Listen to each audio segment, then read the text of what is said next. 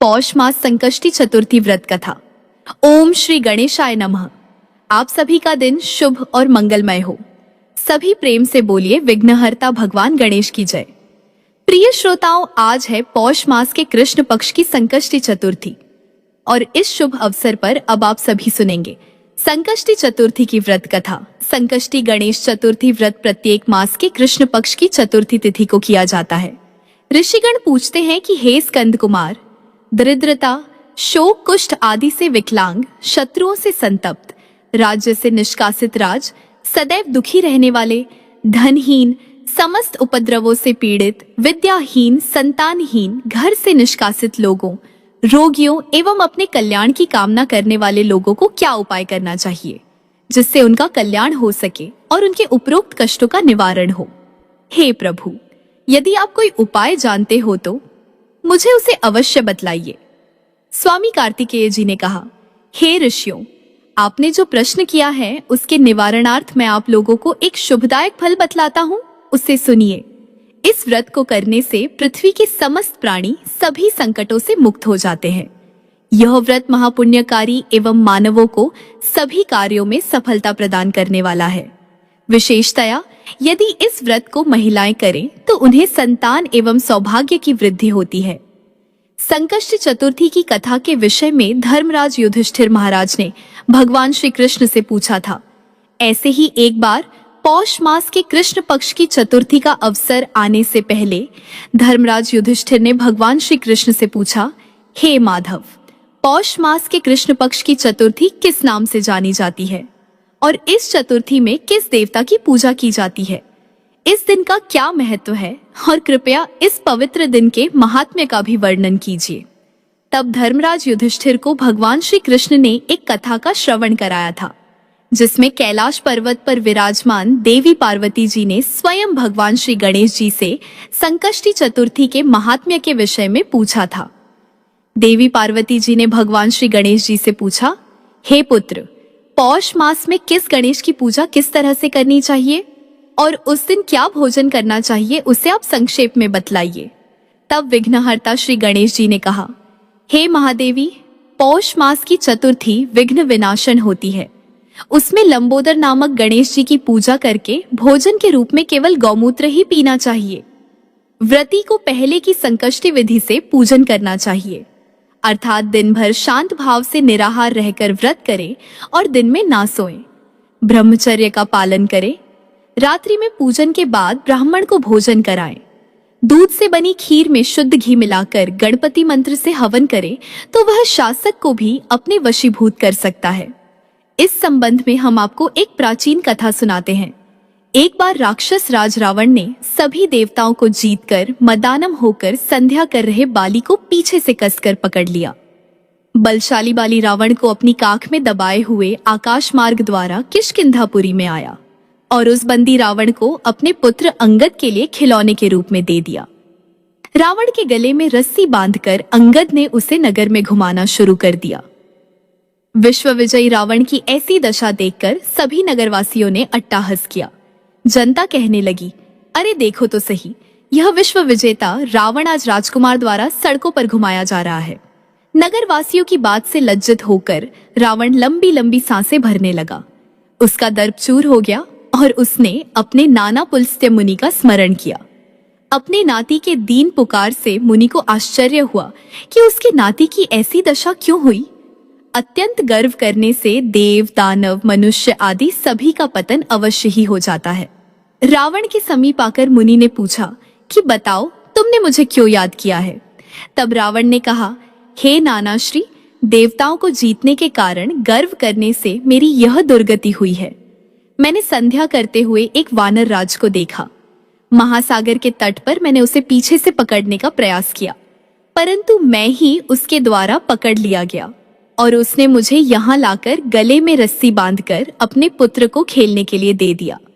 इस दुर्गति को देखकर सभी नगरवासी मेरी हंसी उड़ा रहे हैं। हे देव, इसी चिंता में मैं व्याकुल रहता हूँ।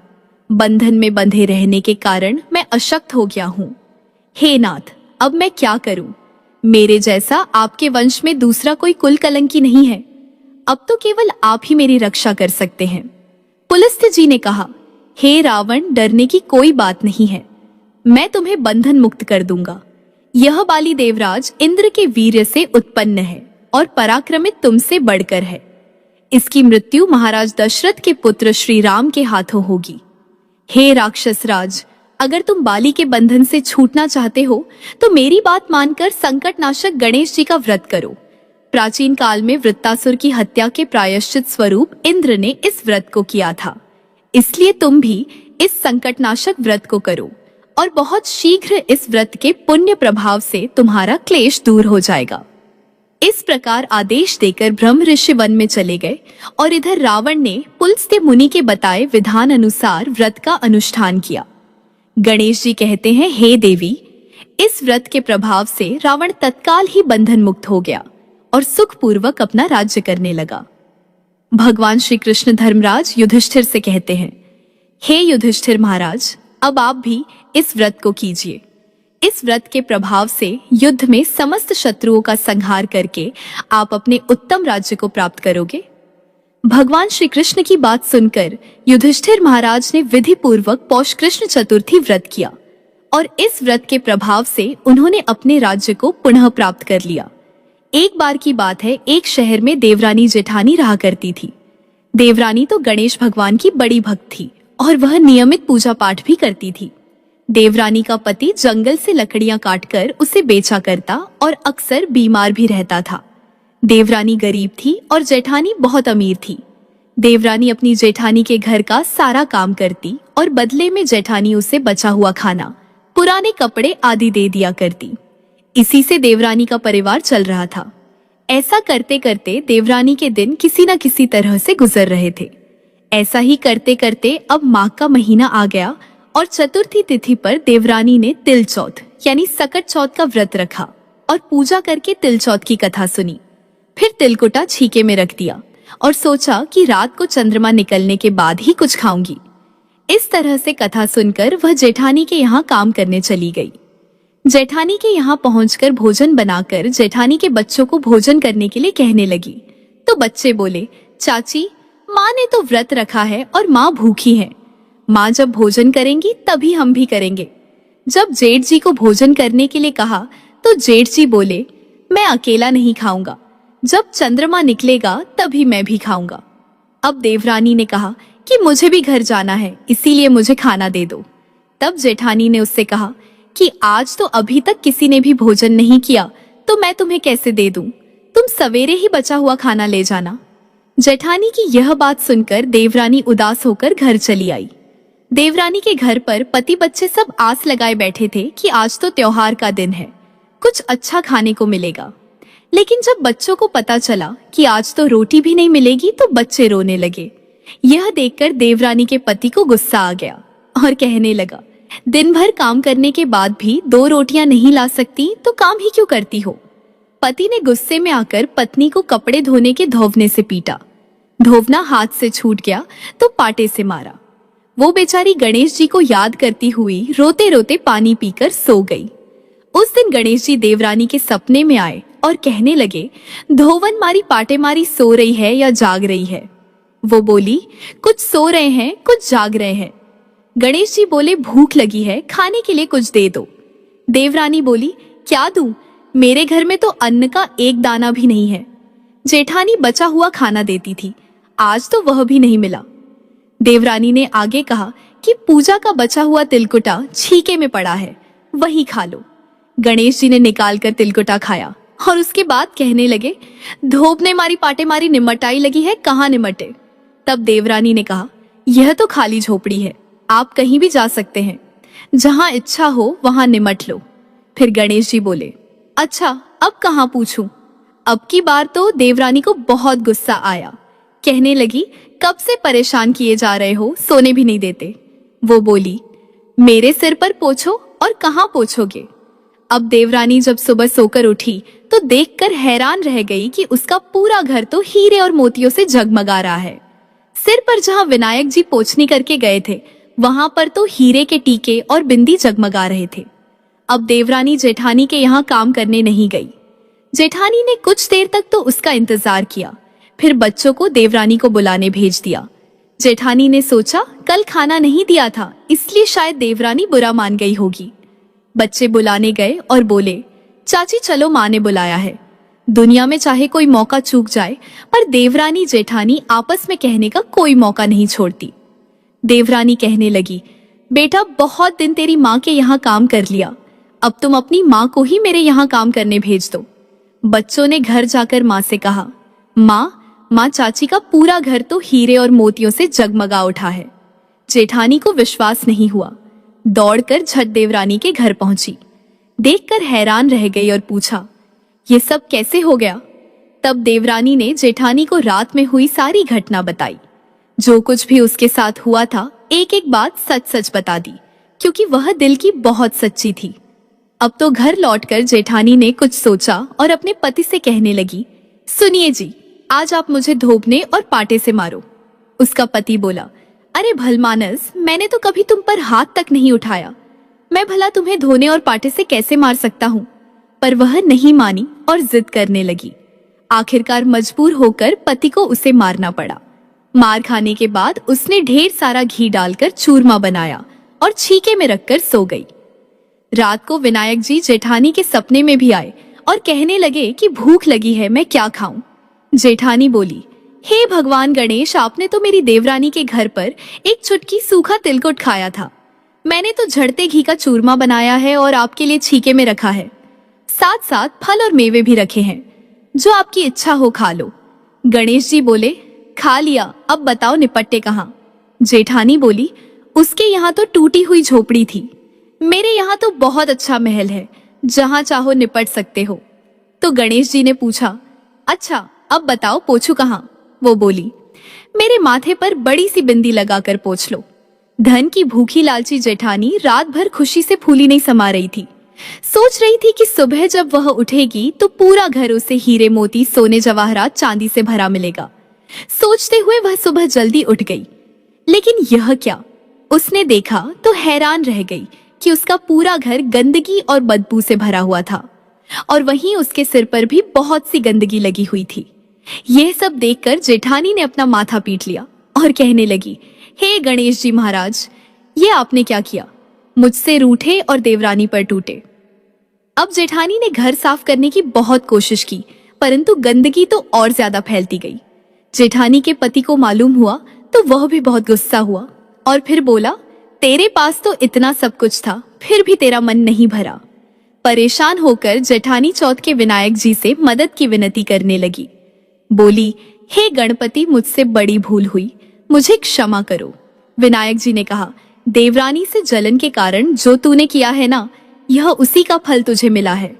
अब तू अपने धन में से आधा उसे देगी, तभी यह साफ होगा। गणेश जी के कहने पर उसने आधा धन तो बांट लिया, लेकिन मोहरों की एक हांडी चूल्हे के नीचे गाड़ कर रख दी।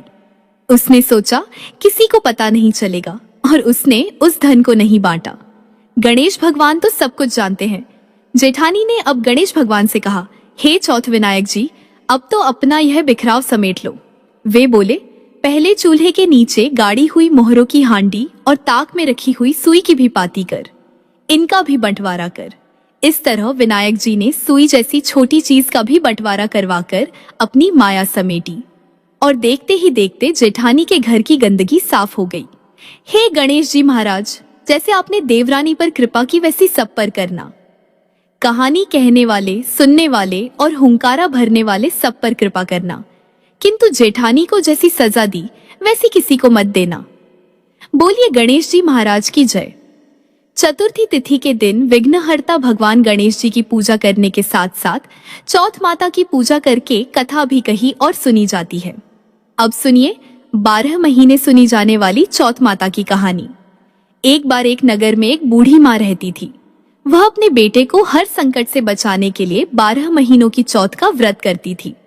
हर चौथ को पंसारी से थोड़ा सा गुड़ और घी लेकर 4 लड्डू बनाती, एक बेटे को देती, एक से पूजा करती, एक हथकार के लिए निकालती और एक चंद्रमा उगने पर खुद खा लेती थी। एक बार उसका बेटा ताई से मिलने गया। उस दिन चौथ का दिन था। ताई ने भी व्रत रखा था। उसने ताई से पूछा कि माँ तो 12 चौथ करती है।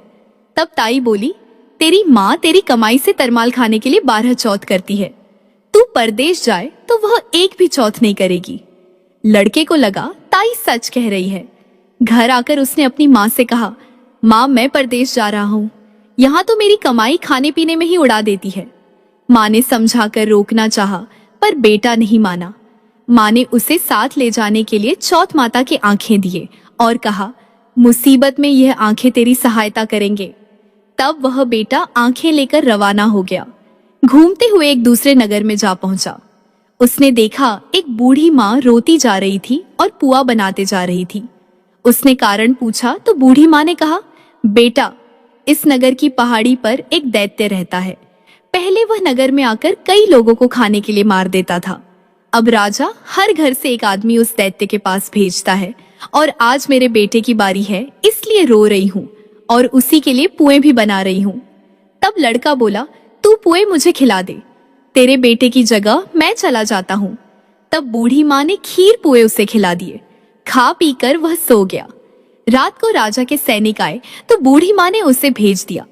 दैत्य के सामने पहुंचने पर उसने चौथ माता के आंखें दैत्य की तरफ फेंक कर कहा, हे चौथ माता, अगर मेरी माँ मेरी सलामती के लिए व्रत करती है तो दैत्य का सिर कट कर गिर जाए।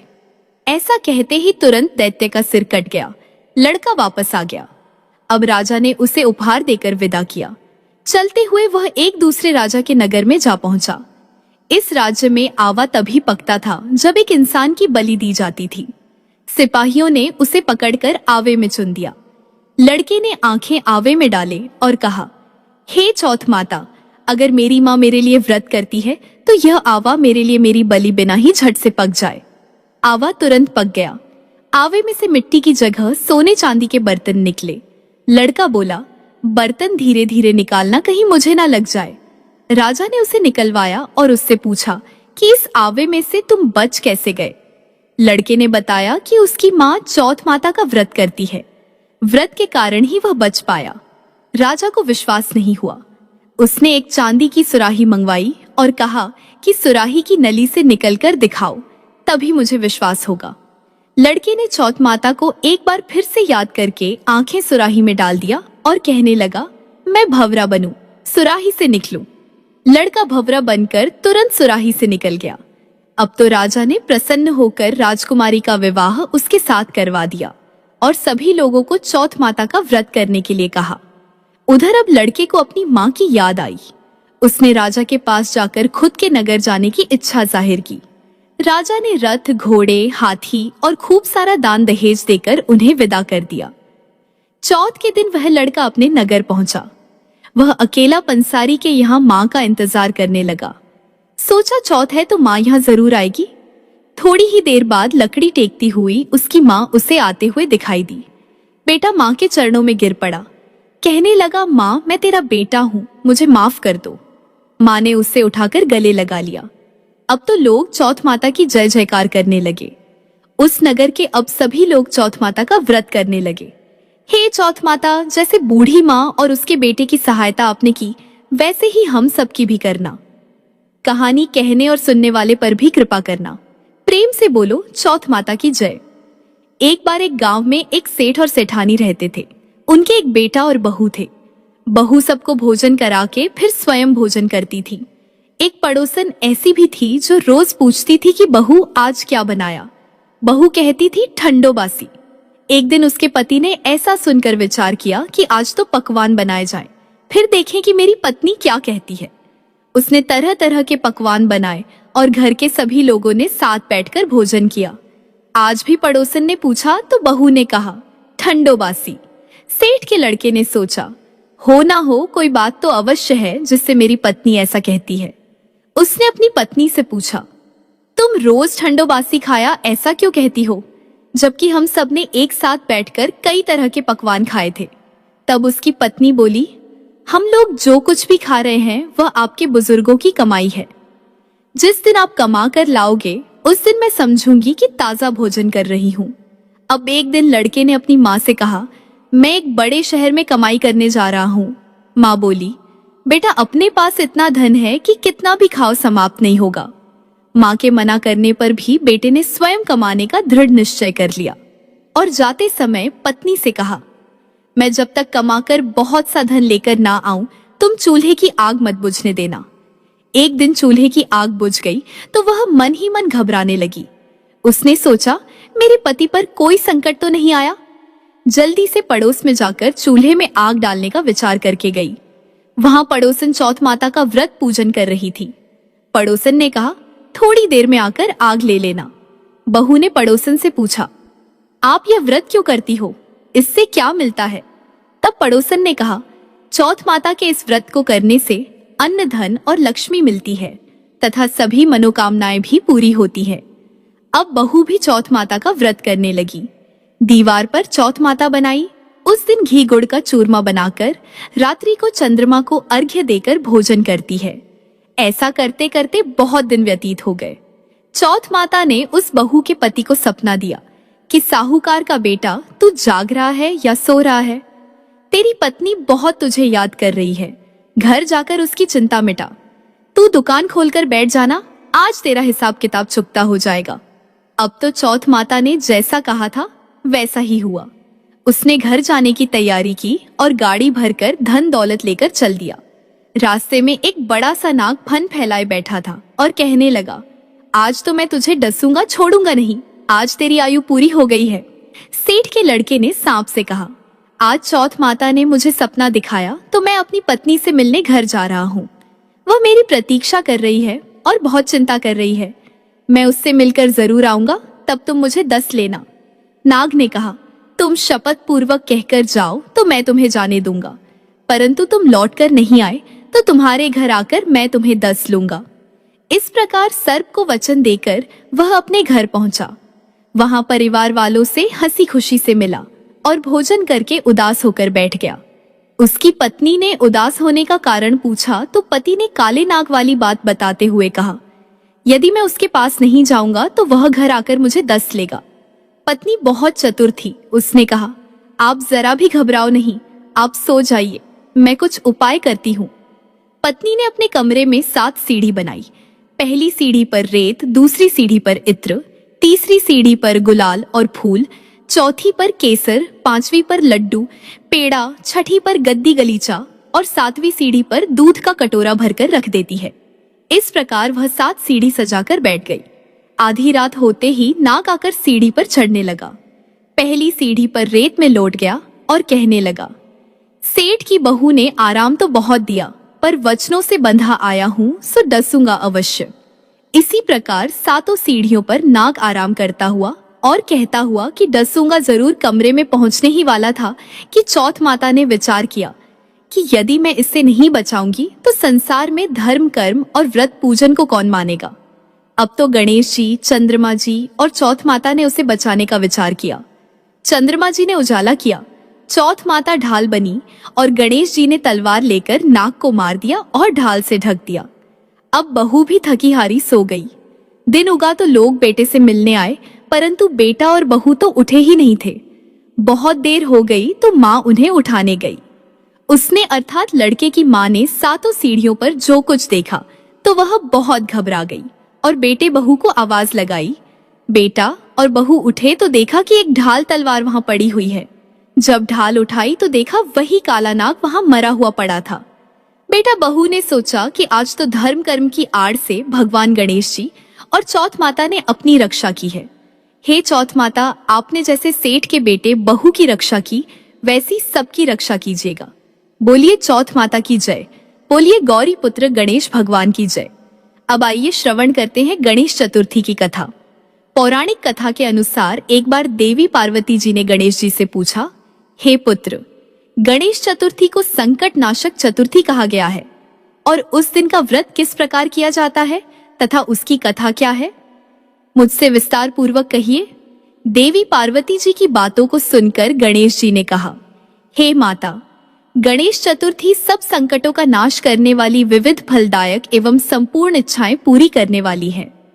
श्री कृष्ण जी कहते हैं कि हे युधिष्ठिर पुत्र की ऐसी बात सुनकर पार्वती जी ने उनसे पूछा, आहार एवं पूजन में क्या विशेषता है उसे कहिए। तब गणेश जी माता पार्वती को बहुत ही दुर्लभ कथा सुनाते हैं। गणेश जी कहते हैं, हे माता, पूर्व काल में नल नामक एक पुण्य आत्मा और यशस्वी राजा हुए। उनकी रूपशालिनी रानी दमयंती नाम से प्रसिद्ध थी। एक बार उन्हें श्रापग्रस्त होकर राज्य छोड़ना पड़ा और रानी के वियोग में कष्ट सहन करना पड़ा। तब उनकी रानी दमयंती ने इस सर्वोत्तम व्रत को किया। पार्वती जी ने पूछा, हे पुत्र, दमयंती ने किस विधि से इस व्रत को किया और किस प्रकार व्रत के प्रभाव से 3 महीनों के अंदर ही उन्हें अपने पति से मिलने का सौभाग्य प्राप्त हुआ? इन सब बातों को आप मुझे बताइए। श्री कृष्ण जी ने कहा, हे युधिष्ठिर, पार्वती जी के ऐसा पूछने पर बुद्धि के भंडार श्री गणेश जी ने जैसा उत्तर दिया उसे मैं कह रहा हूँ, आप भी सुनिए। श्री गणेश जी कहते हैं कि हे माता, राजा नल को बड़ी बड़ी आपदाओं का सामना करना पड़ा। हाथी खाने से हाथी और घुड़साल से घोड़े का अपहरण हो गया। डाकुओं ने राजकोष लूट लिया और अग्नि की ज्वालाओं से घिरकर उनका माल भस्म हो गया। राज्य को नष्ट करने वाले मंत्री लोगों ने भी साथ छोड़ दिया। राजा जुए में सब कुछ गंवा बैठे और उनकी राजधानी भी उनके हाथ से निकल गई। सभी ओर से निराश और असहाय होकर राजा नल वन में चले गए। वन में रहते समय उन्हें दमयंती के साथ अनेक कष्ट सहन करने पड़े। इतना होते हुए भी उनका रानी से वियोग हो गया। तत्पश्चात राजा किसी नगर में भिक्षाटन करने लगे और रानी किसी दूसरे नगर में रहने लगी और राजकुमार अन्यत्र नौकरी करने लगा। जो किसी समय राजा रानी राजपुत्र कहे जाते थे, वही अब भिक्षा मांगने लगे। तरह तरह के रोगों से पीड़ित होकर एक दूसरे से अलग होकर कर्म फल को भोगते हुए दिन बीतने लगे। एक समय की बात है कि वन में भटकती हुई दमयंती ने महर्षि सरभंग के दर्शन किए। उसने उनके पैरों पर नतमस्तक हो हाथ जोड़कर कहा, हे ऋषिराज, मेरा अपने पति से कब मिलन होगा? किस उपाय से मुझे हाथी घोड़ों से युक्त घनी आबादी वाली नगरी मिलेगी और मेरा भाग्य कब लौटेगा? हे मुनिवर, आप निश्चित रूप से बताइए। श्री गणेश जी कहते हैं कि दमयंती का यह उत्तम प्रश्न सुनकर सरभंग मुनि ने कहा, हे दमयंती, मैं तुम्हारे कल्याण की बात बता रहा हूँ, उसे ध्यान पूर्वक सुनो। इससे सब संकट का नाश होता है और यह सब कामनाएं पूर्ण करने वाला एवं शुभदायक है। अगहन मास की चतुर्थी संकट नाशक कही गई है। इस तिथि को नर नारियों को गजानन की पूजा करनी चाहिए। विधि पूर्वक व्रत एवं पूजन करने से तुम्हारी संपूर्ण इच्छाएं पूर्ण होंगी। 7 महीने के अंदर ही तुम्हारा पति से मिलन होगा। यह बात मैं निश्चय पूर्वक कहता हूँ। गणेश जी कहते हैं कि सरभंग मुनि का ऐसा आदेश पाकर दमयंती ने संकट चतुर्थी व्रत प्रारंभ किया और तभी से लगातार प्रतिमा से गणेश जी का पूजन करने लगी। 7 ही महीने में राजन, इस उत्तम व्रत को करने से उसे पति, राज्यपुत्र और पूर्वकालीन वैभव आदि की प्राप्ति हो गई। श्री कृष्ण जी कहते हैं कि हे युधिष्ठिर, इसी प्रकार इस व्रत को करने से आपको भी राज्य की प्राप्ति होगी और आपके सभी शत्रुओं का नाश होगा, यह निश्चय है। हे राजन, इस प्रकार मैंने सभी व्रतों में उत्तम व्रत का वर्णन किया है। यह सब संकट का नाश करता हुआ आपके भाग्य की वृद्धि करेगा। बोलिए श्री गणेश भगवान की जय। बोलिए श्री राधा कृष्णा भगवान की जय।